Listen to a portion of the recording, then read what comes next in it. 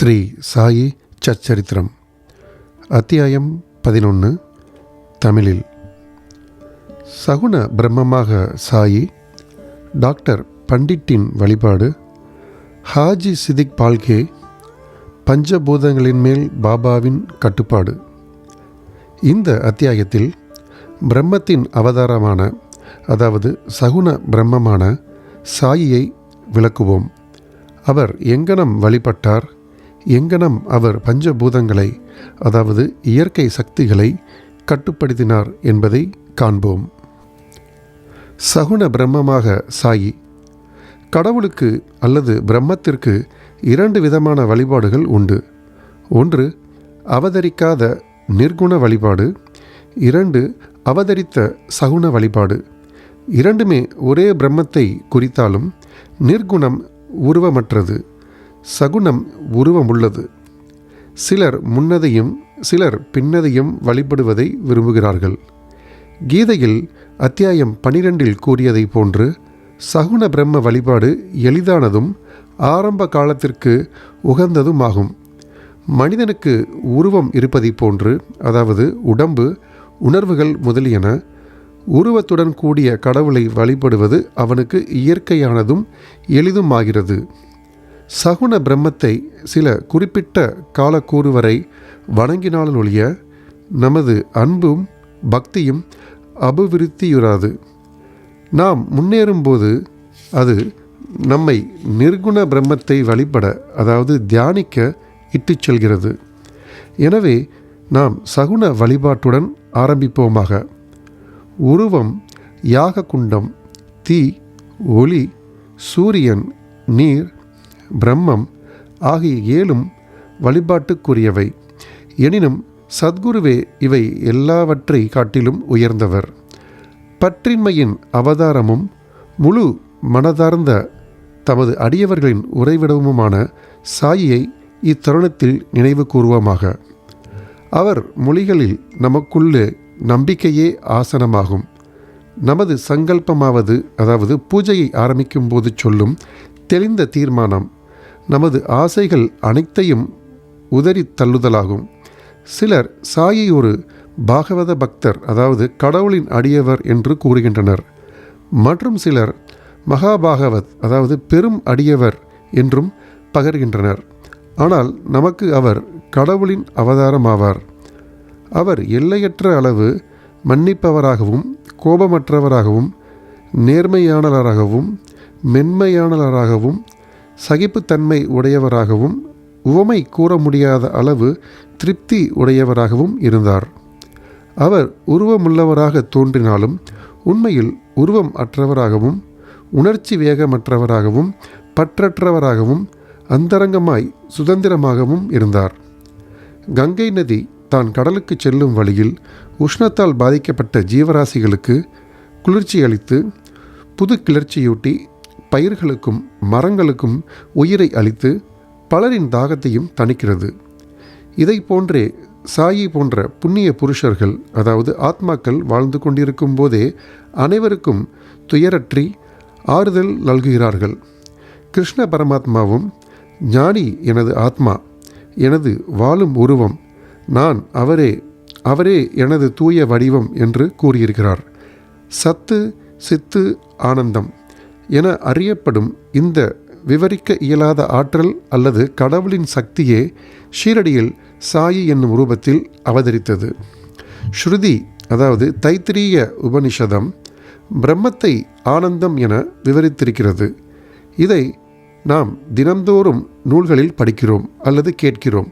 ஆனால் இப்பிரம்மத்தை அல்லது பேரானந்தத்தை ஷீரடியில் பக்த மகாஜனங்கள் அனுபவிக்கிறார்கள்.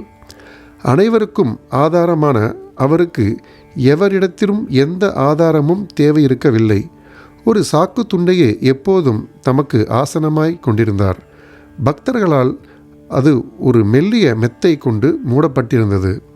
அவர் சாய்ந்து கொள்ள முதுகிற்கு ஒரு திண்டும் அவர்களாலேயே வைக்கப்பட்டது. பாபா தமது அடியவர்களின் எண்ணங்களை மதித்தார். அவர்கள் விரும்பியபடியே தம்மை வழிபட அவர்களை அனுமதித்தார்.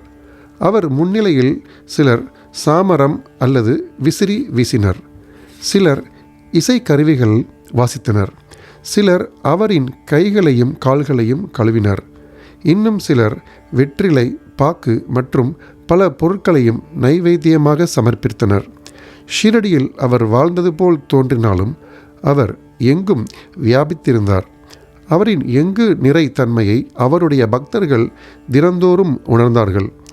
இவ்வாறாக எங்கனும் வியாபித்திருக்கின்ற, அதாவது சர்வாந்திரமாயி சத்குருவுக்கு நமது பணிமான சாஷ்டாங்க நமஸ்காரங்கள். டாக்டர் பண்டிட்டின் வழிபாடு. ஒரு முறை தாத்யா சாஹேப் நூல்கரின் நண்பரான டாக்டர் பண்டிட் என்பவர் ஷீரடிக்கு பாபாவின் தரிசனத்திற்காக வந்தார். பாபாவை வணங்கிய பின் மசூதியில் அவர் சிறிது நேரம் அமர்ந்திருந்தார். பாபா அவரை தாதாபட் கோல்கரிடம் செல்லுமாறு பணித்தார். தாதாபட்டிடம் அவர் சென்றார். தாதாபட் அவரை நன்கு வரவேற்றார். தாதாபட் பூஜைக்காக தமது வீட்டை விட்டு புறப்பட்டார். அவருடன் டாக்டர் பண்டிட்டும் சென்றார். தாதாபட் பாபாவை வழிபாடு செய்தார். இதுகாரும் எவரும் பாபாவின் நெற்றுக்கு சந்தனம் பூச துணிந்ததில்லை. மகள் சாபதி மட்டுமே பாபாவின் கழுத்தில் சந்தனம் பூசுவது வழக்கம். ஆனால் எளிய மனதுடைய இவ்வடியவரான டாக்டர் பண்டிட் பூஜை பொருட்கள் வைத்திருந்த தாதாபட்டின் பாத்திரத்தை எடுத்துட்டு போய் அதிலிருந்து பிசையப்பட்ட சந்தனத்தை எடுத்து திரிபுந்திரா எனப்படும் திருநீற்று பட்டையை பாபாவின் நெற்றியில் இட்டார். பாபா எல்லோருக்கும் வியப்பளிக்கும் வகையில் ஒரு வார்த்தை கூட கூறாமல் அமைதியாய் இருந்தார். அன்று மாலை தாதாபட் பாபாவிடம், நெற்றியில் சந்தனம் பூசுவதை நீங்கள் தடுத்து கொண்டிருந்தாலும் இப்போது டாக்டர் பண்டிட் அங்கனம் செய்ததை தாங்கள் எப்படி அனுமதித்தீர்கள் என்று கேட்டார். இதற்கு பாபா, டாக்டர் பண்டிட் தம்மை, அதாவது பாபாவை, அவரது குருவான காக்கா புராணிக் என்று அழைக்கப்பட்ட தோபேஸ்வரை சேர்ந்த ரகுநாத் மகாராஜ் என்று நம்பி இருந்ததாகவும் அவர் குருவுக்கு செய்து கொண்டிருந்ததை போன்றே தமது நெற்றியிலும் சந்தனம் பூசியதாகவும் தெரிவித்தார். எனவே பாபாவால் தடுக்க இயலவில்லை. டாக்டர் பண்டிட்டிடம் விசாரித்ததில் பாபாவை தனது குரு காக்கா புராணிக் என்று கருதியதாகவும் அதே மாதிரியாகவே அவரை உணர்ந்ததாகவும் கூறினார். எனவே அவர் தனது குருவுக்கு செய்வதை போன்றே திரிபுந்திராதத்தை பாபாவின் நெற்றியிலும் இட்டார். பக்தர்கள் விரும்பியவாறே தம்மை வழிபட பாபா அவர்களை அனுமதித்தார். எனினும் சில சமயங்களில் அவர் வினோதமான முறையில் நடந்து கொண்டார். சில சமயங்களில் பூஜை தட்டை தூக்கி எறிந்து சீற்றமே அவதரித்தது போல் நின்றிருப்பார். அப்போது அவரை எவரே அணுக முடியும்? சில சமயங்களில் அவர் பக்தர்களை கடிந்தார். சில சமயங்களில் மெழுகை காட்டிலும் மென்மையாயிருந்தார். சாந்தத்துக்கும் மன்னிப்புக்குமான ஒரு உருவமாயிருந்தார். கோபத்தில் அவர் குலுங்குவது போல் தோன்றினாலும் அவரது சிவந்த கண்கள் சுற்றி சுற்றி உருண்டாலும் அவர் அந்தரங்கமாக பாசத்தின் தாரையாக தாயன்பு உடையவராக இருந்தார். உடனே தமது அடியவர்களை கூப்பிட்டு அவர்களிடம் தாம் ஒருபோதும் கோபமாக இருந்ததே இல்லை என கூறி, தாயார் தங்களது குழந்தைகளை உதைத்தார்களானால், கடலானது ஆறுகளை புறக்கணித்தாள் என்றால் தாமும் அடியவர்களின் நலனை அலட்சியம் செய்வேன் எனவும் பகிர்ந்தார். தமது பக்தர்களின் அடிமையான அவர் எப்போதும் அவர்களுக்கு ஆதரவாய் இருப்பதையுமே அவர்கள் தம்மை அழைக்கும் போதெல்லாம் மறுமொழி கூறி அவரின் அன்பை பெறுவதற்குமே எப்போதும் அவர் பெரிதும் விரும்பினார். ஹாஜி சிதிக் பால்கே. பாபா எப்போது ஓர் அடியவரை ஏற்றுக்கொள்வார் என்பதை அறிய முடியாது. அது அவரது இனிய சங்கல்பத்தையே பொறுத்தது.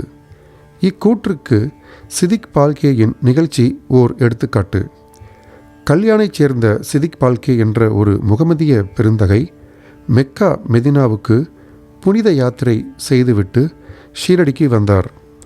வடக்கு நோக்கிய சாவடியில் அவர் வாழ்ந்தார். மசூதியின் திறந்த வெளியில் அவர் அமர்ந்தார். 9 மாதங்கள் பாபா அவரை பொருட்படுத்தவில்லை. அவரை மசூதிக்குள் நுழையவும் அனுமதிக்கவில்லை. பால்கே மிகவும் தேற்றவியலாத நிலையை எய்தி என்ன செய்வதென்று புரியாமல் இருந்தார். யாரோ ஒருவர் அவரை ஏமாற்றமடைய வேண்டாமென்றும் பாபாவின் மிக நெருங்கிய அருகில் உள்ள அடியவரான ஷாமா, அதாவது மாதவராவ் தேஷ்பாண்டேவின் மூலம் பாபாவை அணுக முயற்சிக்கும்படியும் ஆலோசனை கூறினார். சிவபெருமான் அவரது சேவகரும் பக்தருமான நந்தியின் மூலம் அணுகப்படுதலைப் போல ஷாமாவின் மூலம் பாபா அணுகப்படுதல் வேண்டும் என்றும் கூறினார். பால்கே இந்த யோசனையை விரும்பி ஷாமாவை தனக்காக மன்றாடி கெஞ்சி கேட்குமாறு வேண்டினார். ஷாமாவும் சம்மதித்து பொருத்தமான ஒரு சந்தர்ப்பத்தில் பாபாவிடம், பாபா, பலர் இம்மசூதிக்கு தாராளமாய் வந்து தங்கள் தரிசனத்தை பெற்று போகும்போது தாங்கள் ஏன் அந்த முதிர்ந்த ஹாஜியை மசூதிக்குள் நுழைய அனுமதிக்கக்கூடாது? அவரை ஒருமுறை ஆசீர்வதித்தருளினதாகாதா என்று அவரை பற்றி பேசினார். அதற்கு பாபா, ஷாமா, நீ விஷயங்கள் எல்லாம் புரிந்து கொள்ள இயலாத அளவு முதிர்ச்சியற்றவனாய் இருக்கிறாய். பக்கீர், அதாவது அல்லாஹ் அனுமதிக்கவில்லை என்றால் நான் என்ன செய்ய முடியும்? அவரது அருளின்றி யாரே மசூதியில் ஏறவல்லர்? நன்று, அவரிடம் சென்று நாளை பார்வி கிணற்றுக்கு அருகில் உள்ள குறுகிய ஒற்றையடி பாதைக்கு வருவாரா என கேட்டு வா என்றார். ஷாமா சென்று உடன்பாட்டு விடையுடன் திரும்பி வந்தார். மீண்டும் அவரிடம், பாபா, எனக்கு 40,000 ரூபாய்களை 4 தவணைகளில் கொடுக்க சம்மதிப்பாரா என கேள் என்றார். ஷாமா சென்று 40 லட்சம் ரூபாய்களை கூட தர அவர் சம்மதிப்பதாக பதிலுடன் திரும்பி வந்தார்.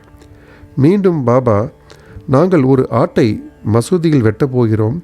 அவரை அதன் மாமிசம், தொடை, கொட்டை இவைகளில் எது வேண்டும் என கேள் என்று கூறினார். ஹாஜி பாபாவிடம் கோலம்பாவில் இருந்து, அதாவது மட்பாண்டத்திலிருந்து ஏதாவது ஒரு சிறு துணுக்கை பெற்றுக்கொள்வதிலேயே மகிழ்ச்சியாவதாகவும் ஷாமா பதில் கொண்டு வந்தார். இதை கேட்டு பாபா உணர்ச்சி வசப்பட்டு தமது கையால் மட்கூஜாக்களையும் கோலாம்பாவையும் விட்டெறிந்துவிட்டு நேராக ஹாஜியிடம் சென்று தமது கப்பினி கைகளை பிடித்து கொண்டு, ஏன் உன்னை நீயே தற்பெருமைப்படுத்தி உயர்வாக கற்பனை செய்து கொண்டு முதிர்ந்த ஹாஜியைப் போல் பாவனை செய்து கொண்டிருக்கிறாய்? குரானை நீ இவ்விதமாகத்தான் கற்றுணர்ந்தாயா? நீ உனது மெக்கா தல யாத்திரை குறித்து பெருமை கொள்கிறாய், ஆனால் நீ என்னை அறியவில்லை என்றார். இவ்வாறு பாபா கடிந்து கொள்ளப்பட்டதும் ஹாஜி குழப்பமடைந்தார். பாபா பின்னர் மசூதிக்கு சென்று ஒரு கூடை மாம்பழங்களை வாங்கி ஹாஜிக்கு கொடுத்தனுப்பினார். பின்னர் மீண்டும் ஹாஜியிடத்து சென்று தம் பையிலிருந்து ரூபாய் 55 ஹாஜியின் கைகளில் கொடுத்தார். அதிலிருந்து பாபா ஹாஜியை விரும்பினார். உணவுக்கு அவரை அழைத்தார். பாபா ஹாஜியை விரும்பும் போதெல்லாம் மசூதிக்குள் அழைத்தார். பாபா சில சமயங்களில் அவருக்கு சில ரூபாய்கள் அளித்தார். இவ்வாறாக பாபாவின் தர்பாவில் ஹாஜியும் சேர்க்கப்பட்டார். பஞ்சபூதங்களின் மேல் பாபாவின் கட்டுப்பாடு. பஞ்சபூதங்களின் மேல் பாபாவின் ஆணைக்கு ஈண்டு உதாரணமாக 2 நிகழ்ச்சிகளை கூறி இந்த அத்தியாயத்தை முடிப்போம். 1. ஒரு நாள் மாலை நேரத்தில் ஷீரடியில் பயங்கரமான புயல் வீசியது. கரு மேகங்களால் வானம் திரையிடப்பட்டிருந்தது. காற்று பலமாக வீசத் தொடங்கியது. மேகங்கள் கர்ஜித்து மின்னல் பளிச்சிட்டது. மழை வெள்ளமாய் பொழியத் தொடங்கியது. சிறிது நேரத்தில் அவ்விடம் முழுவதும் வெள்ளக்காடாகியது. சீரடியில் இருந்த சர்வ ஜந்துக்களும் பறவைகளும் மிருகங்களும் மனிதர்களும் பயங்கர பீதியடைந்து திரளாக மசூதியில் தஞ்சமடைந்தனர். ஷீரடியில் பல கிராம தேவதைகள் இருக்கின்றனர். ஆனால் அவைகளில் எவையும் அவர்களின் உதவிக்கு வரவில்லை. எனவே அவர்கள் எல்லோரும் தங்களது பக்தியின்பால் பற்று மீதூறும் தங்களது கடவுளான பாபாவை அவர் குறுக்கிட்டு புயலை தணிக்க வேண்டினர். பாபா மிகவும் மனது உருகினார். பாபா மசூதியில் இருந்து வெளிப்போழ்ந்து அதன் விளிம்பில் நின்று பெருத்த இடிமுழக்கம் போன்ற குரலில் புயலை நோக்கி, நிறுத்து, உன் சீற்றத்தை நிறுத்தி அடங்கி இரு என கூறினார். சில நிமிடங்களில் மழை குறைந்தது. காற்று வீசுவது நின்றது. புயலும் அடங்கியது.